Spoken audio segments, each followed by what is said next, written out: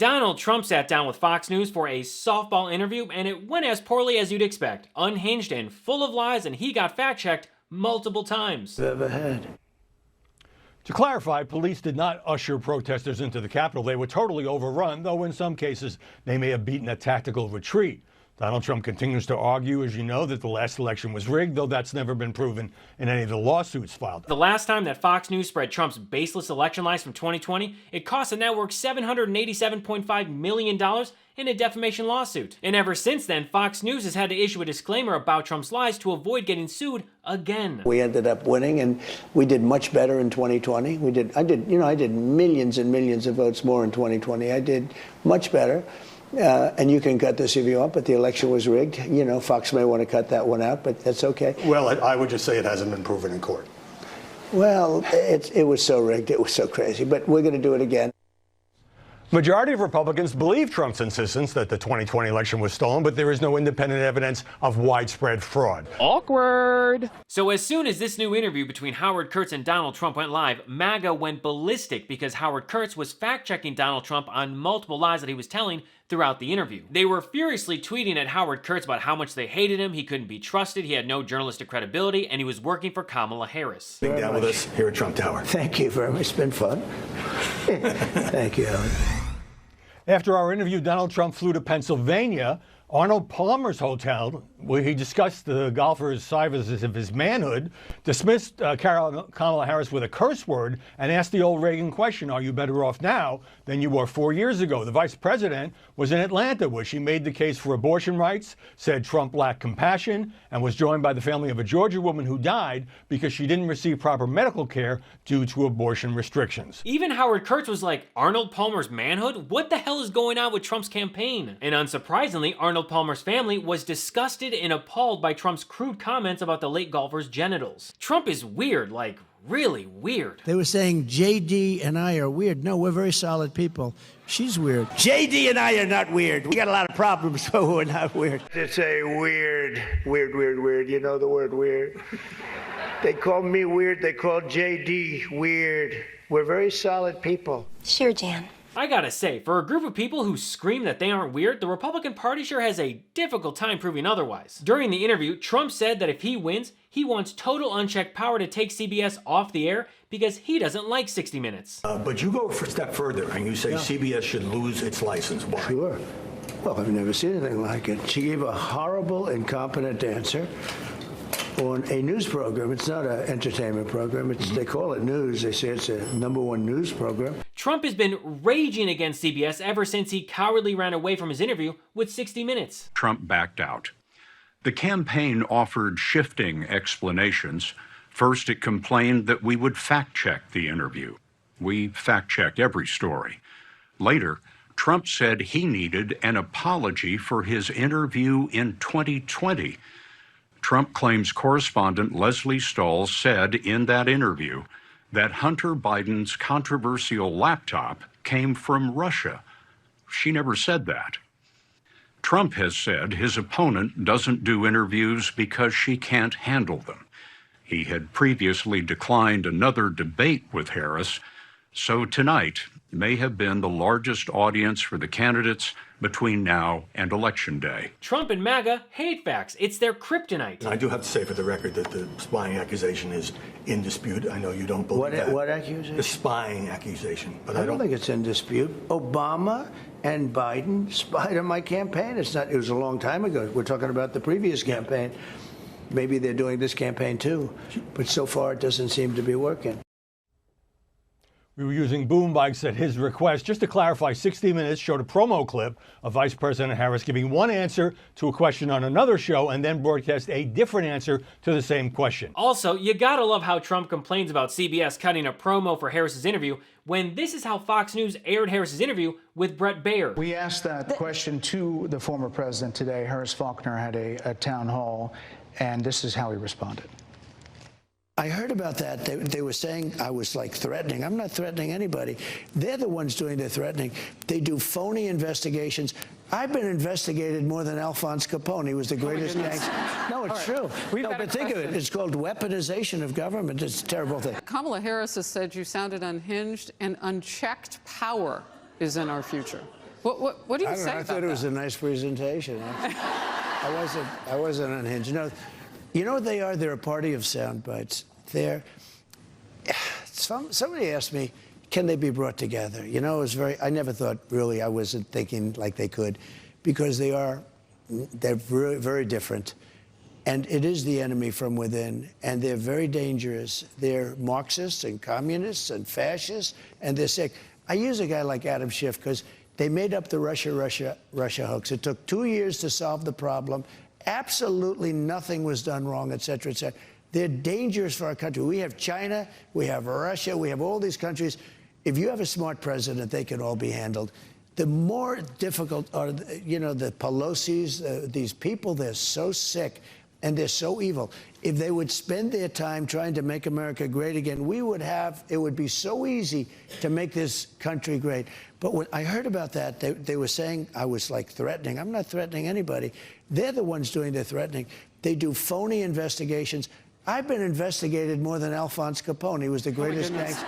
No, it's true. No, but think of it. It's called weaponization of government. It's a terrible thing. During his interview with Howard Kurtz, Trump also went into detail about his enemy from within comments. The outside people, the so-called enemies, if they're enemies, and they might not be enemies, if you have a smart president, they can be handled. But when you have people investigating my case. Accurate. The outside people, the so-called enemies, if they're enemies, and they might not be enemies, if you have a smart president, they can be handled. But when you have people investigating my campaign, when you have people, they spied on my campaign now. You understand that. That's been proven. But they spy on your campaign. The Russia hoax was all made up, and now it's acknowledged that it was made up. All of these different things. You have the 51 different agents saying it was from Russia, and now they all say it wasn't from Russia. Okay, so we were lying. Many other things, many. I could go, you just don't have enough time. But what they've done is so terrible. Who's ever heard of anything like this? Adam Shifty Schiff, he's a crooked guy. He's a crooked politician, 100%. And he's going to be a senator now. Can you believe it?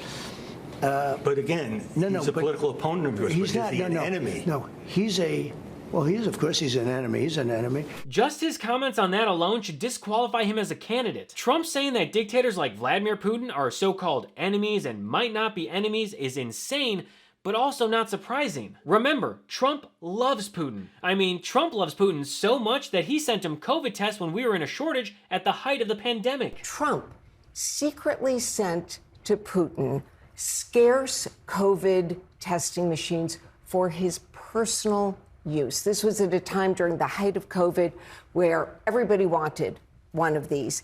And we actually have, Woodward has the conversation between Trump and Putin in the book. Here's what they said. Putin, please don't tell anybody you sent these to me.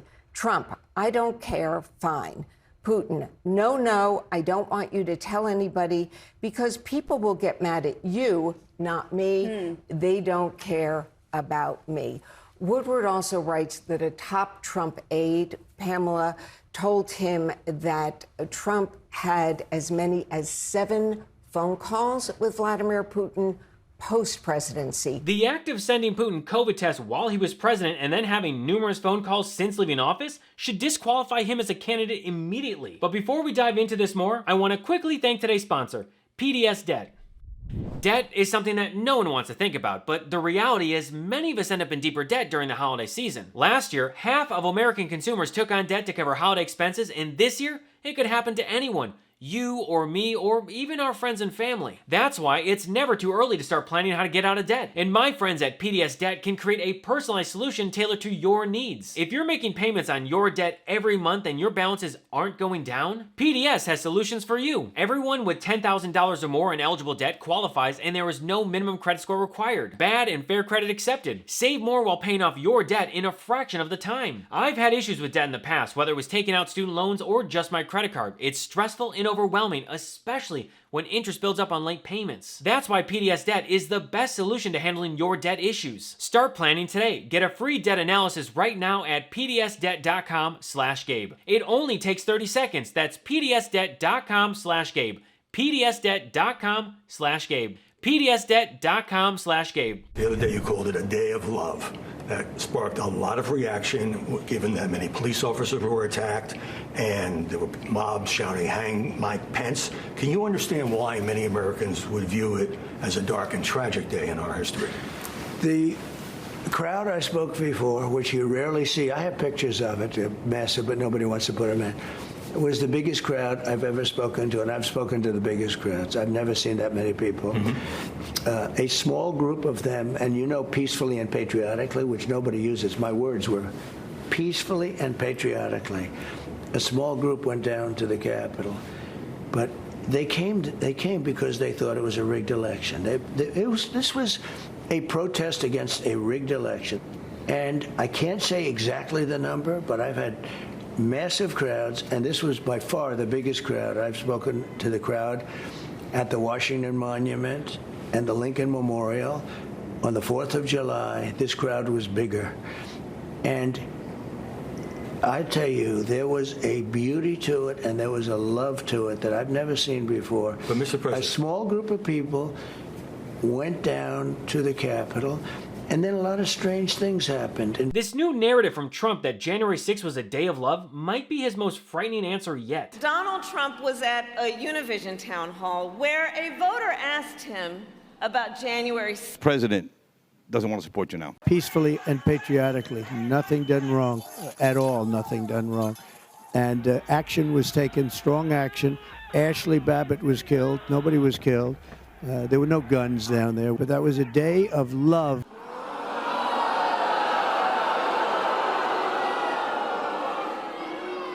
But it points out something that everyone here knows.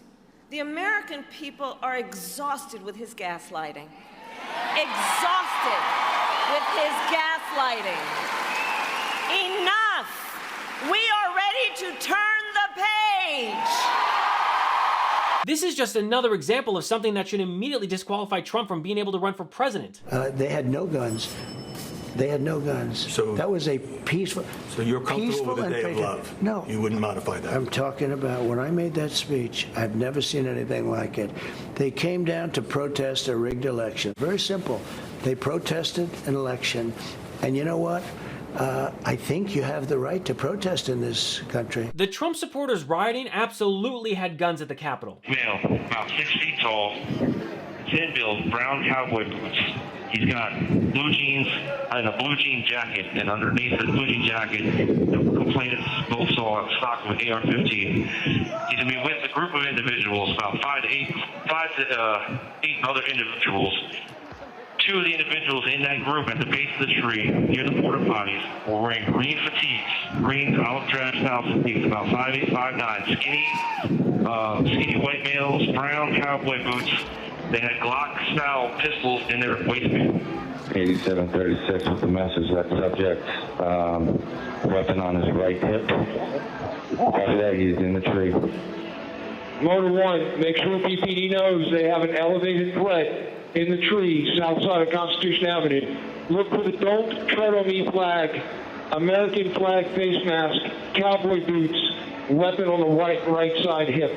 I got 3 men walking down the street in fatigue carrying AR-15, copy at 14th and Independence. And it wouldn't be a Trump interview without him attacking and denigrating migrants. Your famous line about Springfield, Ohio, and I take your point that 15 to 20,000 legal Haitian immigrants settling in that area causes a lot of friction.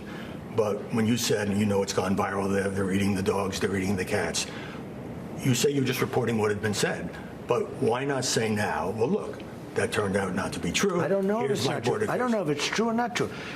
I read eating something. The pets, you don't know if it's true or not true? No. It's been debunked by local officials. What about the geese? What about the geese? What happened there? They're all missing.